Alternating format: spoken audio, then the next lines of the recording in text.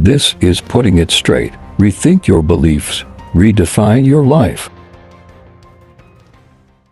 Is your respect turning into fear? You might be stuck in a trap without realizing it. On Putting It Straight, we challenge cultural assumptions. And so today we explore how excessive respect, especially when it is given to elders or our superiors, how this can become a mental prison.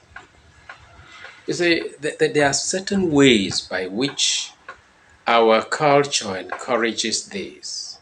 One of them is through the cultural conditioning. How society trains us to obey without questioning. I do not know where you're watching me from, but I'd love to know about your own culture when it comes to respect for elders and superiors. Where I come from, when an elder speaks, no matter the amount of lies he may heap upon the younger person, the elders don't expect him to respond. They don't expect him to say anything. They expect him to accept it, keep quiet, and endure it. Look at that.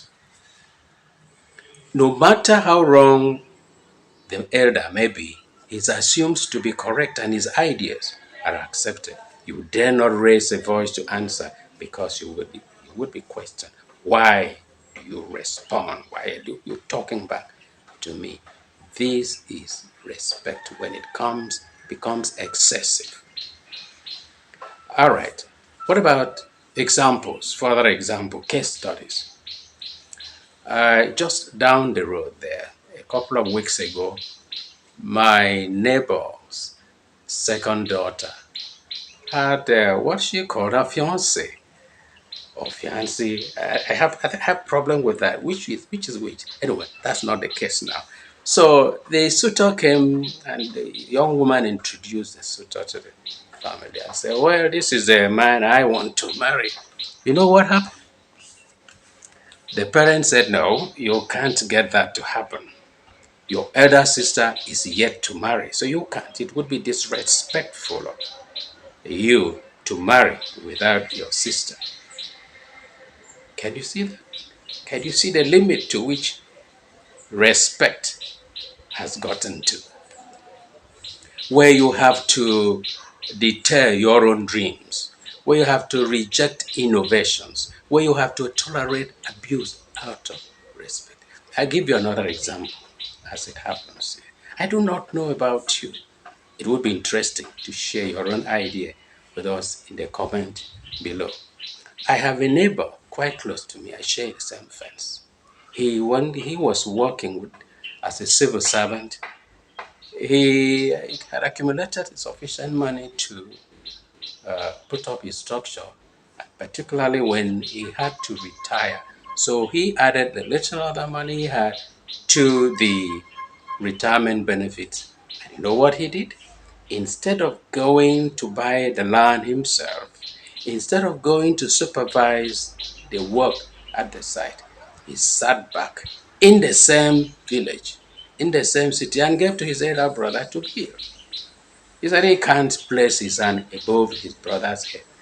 So the brother has to do the building for him. And like it used to happen, the elder brother squandered the money. And what happens? Today, that man is living in a skeleton of a house that is not befitting. These are some of the aspects of respect, excessive respect we pay to our elders, motivated by our culture and custom. We're talking about when respect becomes excessive, that it becomes a trap, spoiling your joy for you, canceling innovations, deterring your own dreams. Now, when respect turns to harm, in our culture, and I'm sure it's the same in many developing countries like in Africa, Sahel, And the Arab countries like Pakistan, Bangladesh, India, where there is strong family ties and they have so much respect for the hierarchy in the family. And so when women are abused, not only women, younger people are abused, the younger ones are expected to accept it, lying low, don't complain, don't report. You take the report to the village council, take the report to the larger family council, you are blamed to the high heavens. Why?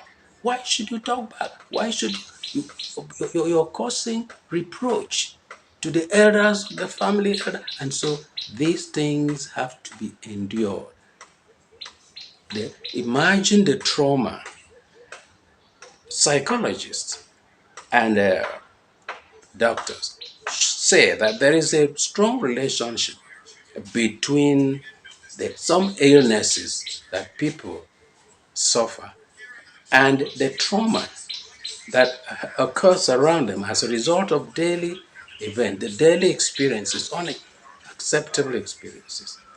So there we are, when respect turns to harm, moment when silence hurts more than speaking up. People can't speak up. They have to live in silence, but this silence becomes a hurt that manifests in different ways. So this video is not about shutting down our cultures. No, these identify us, and each race of the world, each tribe is identified by its cultures and traditions, and so it will continue to be. So what we are talking about is not throwing our cultures into like one throwing the baby with the bathwater. No, this video is about bringing a balance to how we honor our elders. How do you honor your elder without losing your voice?